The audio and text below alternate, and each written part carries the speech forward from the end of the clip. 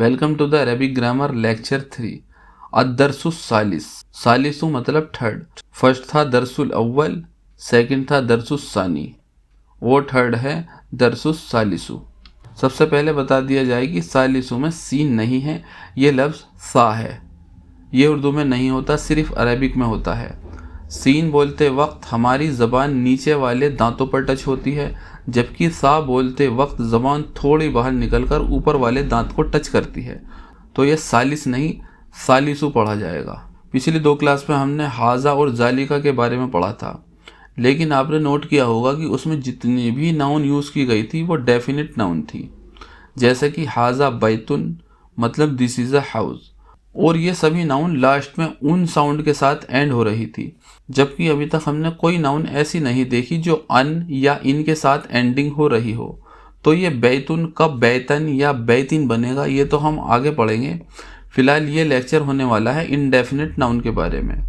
जैसे कि बैतुन मतलब अ हाउस, अगर इसके स्टार्टिंग में अल लगा दिया जाए तो ये बन जाएगा अल बैतु, और इसका मतलब इंग्लिश में बन जाएगा द हाउस। तो बेसिकली अरेबिक में अल का मतलब होता है दा। देखते हैं कुछ एग्जाम्पल।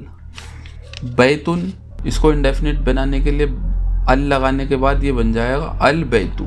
इसी तरह किताबुन अल किताबु, कलमुन अल कलमु, जमलुन अल जमलु। इसी तरीके से एक सेंटेंस है अल कलमु मकसूरुन, द पेन इज ब्रोकन। मकसूरुन मतलब ब्रोकन, टूटा हुआ। अल बाबू मफ्तूहुन, द डोर इज ओपन। मफ्तूहुन मतलब ओपन। अल वलदु जालिसुन वल मुदर्रिसु वाकिफुन। जालिसुन मतलब sitting, the boy is sitting, वल मुदर्रिसु एंड द टीचर इज वाकिफुन स्टैंड। अल किताबु जदीदुन वल कलमु कदीमुन। जदीदुन मतलब न्यू, कदीमुन मतलब old. The book is new and the pen is old. अल हिमारु सगीरुन वल हिसानु कबीरुन। The donkey is small and the horse is big. अल कुर्सियुन मकसूरुन, द चेयर इज ब्रोकन। मकसूरुन मतलब ब्रोकन। अल मिंदीलु वासिखुन, मिंदील मतलब हैंडकरचीफ रुमाल, वासिखुन मतलब dirty. The handkerchief is dirty. अलमाऊ बारिदुन, अलमाऊ मतलब वाटर, बारिदुन मतलब cold, the water is cold. अल कमरु जमीलुन, अल कमर मतलब चांद, जमीलुन मतलब beautiful. The moon is beautiful. अल बैतु करीबुन वल मस्जिदु बाईदुन। द हाउस इज नियर, करीब मतलब नियर, बाईद मतलब दूर। The mosque is and the mosque is far away. अल हजरु सकीलुन वल वरकु खफीफुन। हजर मतलब स्टोन, सकीलुन मतलब हैवी, वरक मतलब कागज़ पेपर, खफीफुन मतलब light. The stone is heavy and the paper is light. अल लबनु हारुन, हारुन मतलब गरम, लबन मतलब milk, the milk is hot. अल कमीसु नज़ीफ़ुन, कमीस मतलब शर्ट, नज़ीफ़ुन मतलब clean, the shirt is clean. अब यहाँ कुछ पॉइंट नोट करने ज़रूरी हैं। नंबर 1, जब किसी भी नाउन को अल लगाकर इंडेफिनिट बनाया जाएगा तो उसकी एंडिंग तनवीन के साथ नहीं होगी। मतलब बैतुन कभी अल बैतुन नहीं बनेगा, सिर्फ अल बैतु रह जाएगा।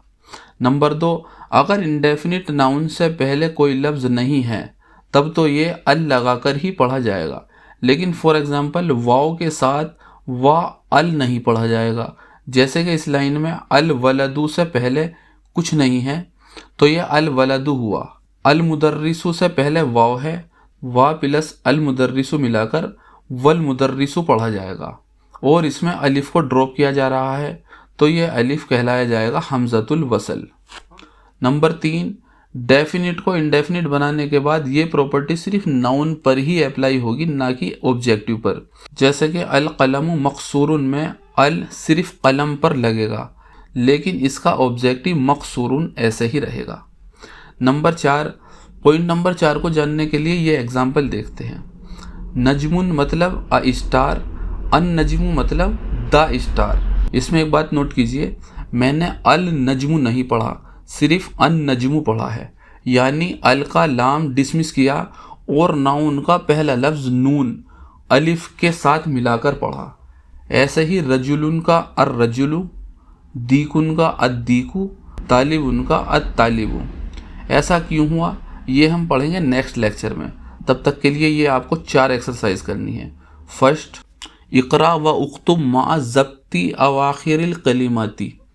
इकरा मतलब रीड, उक्तुब मतलब राइट, मा मतलब विद, ज़ब्ती मतलब करेक्ट, अवाखिर मतलब एंडिंग, कलिमात मतलब वर्ड्स। मतलब ये जो वर्ड्स हैं उन्हें पढ़िए और करेक्ट एंडिंग के साथ लिखिए। जैसे मस्जिदुन अल मस्जिदु, अगर इसे खाली मस्जिद या अल मस्जिद पढ़ेंगे तो गलत होता है। इसी तरह आपको सभी वर्ड्स करेक्ट पढ़कर लिखने हैं।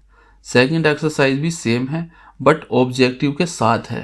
थर्ड एक्सरसाइज, ये फिल इन द ब्लैंक्स हैं। इसमें ये 6 वर्ड्स हैं जो ऑब्जेक्टिव हैं, इनको नीचे की 6 नाउन के साथ मिलाकर लिखना है। जैसे पहला है अल हिजरू मतलब स्टोन। अब देखते हैं अल हिजरू के साथ इनमें से कौन सा ऑब्जेक्टिव फिट बैठता है। जमीलुन यानी ब्यूटीफुल, वासिखुन मतलब डर्टी, मफ्तूहुन मतलब ओपन, हारुन मतलब गरम, सकीलुन मतलब हैवी, खफीफुन मतलब लाइट यानी हल्का। तो स्टोन के साथ यूज होगा सकीलुन यानी हैवी, तो ये बन जाएगा अल हिजरू सकीलुन, द स्टोन इज हैवी। इसी तरह आपको fill in the blank solve करने हैं। एक्सरसाइज नंबर 4 में सिर्फ ऑब्जेक्टिव दिए हुए हैं, इसमें आपको कोई भी सूटेबल नाउन ऐड करनी है। जैसे फर्स्ट ऑब्जेक्टिव है नजीफुन यानी क्लीन, तो इसके साथ रूम या घर कुछ भी ऐड किया जा सकता है। द रूम इज क्लीन और द हाउस इज क्लीन।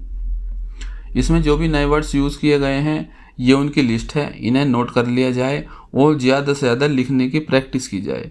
इसके बाद ही अगला लेक्चर अच्छे से समझ में आएगा। तो जल्दी मिलते हैं लेक्चर नंबर 3 के सेकंड पार्ट में। तब तक के लिए खुदा हाफिज़।